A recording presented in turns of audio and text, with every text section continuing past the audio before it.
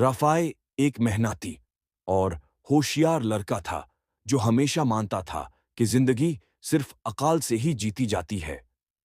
वो रोज घंटों किताबों में घूरा रहता, अपने ख्वाबों को पूरा करने के लिए सब कुछ कुर्बान कर देता। लेकिन उसके घर की तंगदास्ती और मुश्किल हालात उसे अक्सर परेशान कर देते। एक दिन उसका बहुत अहम इम्तिहान था।